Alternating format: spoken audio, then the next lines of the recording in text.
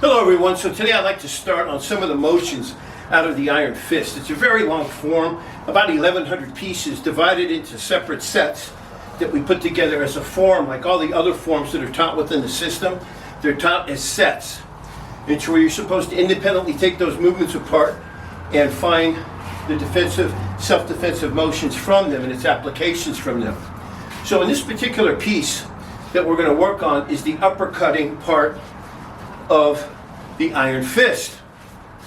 And we're doing it with a looping hand, a hand that's moving out of the way. Getting his hand out of the way, coming in with an uppercut. And what am I talking about?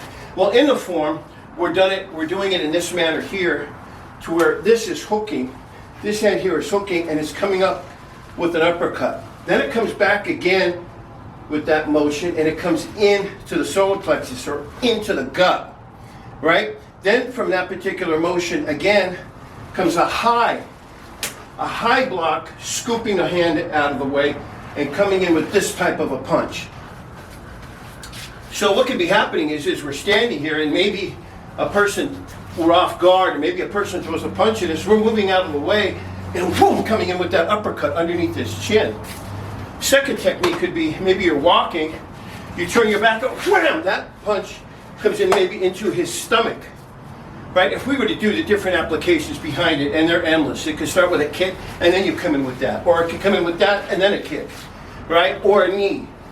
Or an elbow afterwards. So the skeletal value of what you learned of the form has 101 different applications.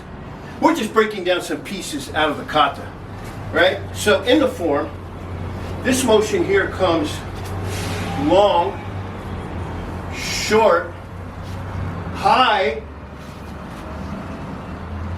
to where the punch twists. It was this type of a punch when it was being taught. So it was here, coming in and twisting. Then from this particular motion came a circular motion, a circular hammer into a capturing hammer, into coming down and striking to the crotch. Right? And then this came in and it came to the face. What is that? Why are we doing those motions? Well, they have many different applications. You know, it could be that maybe if you stumbled back and the man's swinging at you and you're dropping and you're hitting the man to the crotch or hitting him to the knee, right? Slamming him with a hammer fist or knuckles to the inside of his knee or to the outside of his knee or to his crotch, right? That could be one particular idea and understanding behind it. But if we were to get back to these motions here, to where we're doing this, you could see that if we're walking with that motion, it could be a block and an uppercut to his chin. It could also be to maybe where you're caught off guard. You turn and wham, and that second punch is coming into the solar plexus. The third idea behind it is to where maybe it's high. Maybe it's a jab. Maybe the guy threw a jab at you. You're talking to your friend, he throws a jab at you.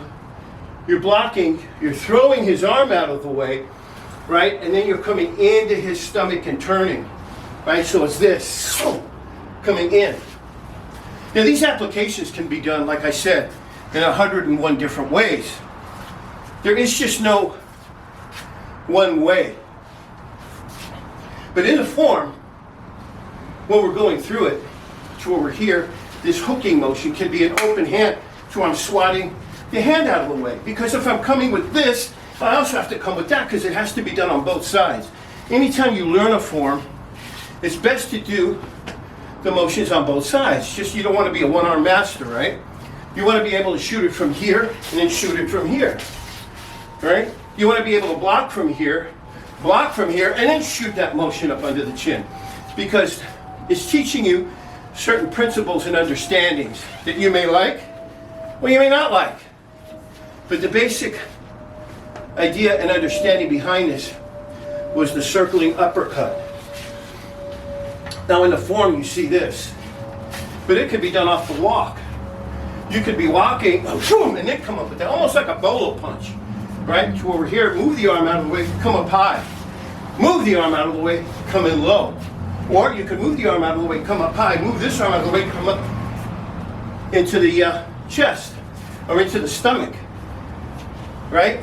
So you could actually go from in here. If we were to work it, we could come 1, 2, 3, right?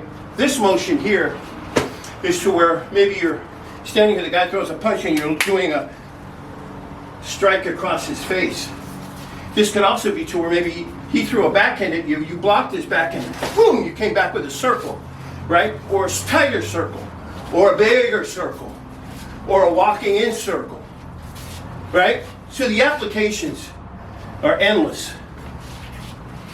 So let's go through it again. In the form, we have this motion here, to where we come 1, then we come 2, then we come high, right? And then we come 3. This motion. Then we have that circle. 1, 2, 3. Drop. 4, 5, 6. And these are just a couple of motions today I wanted to work on out of the Iron Fist. Go through them, and I'll speak with you guys later. All the best.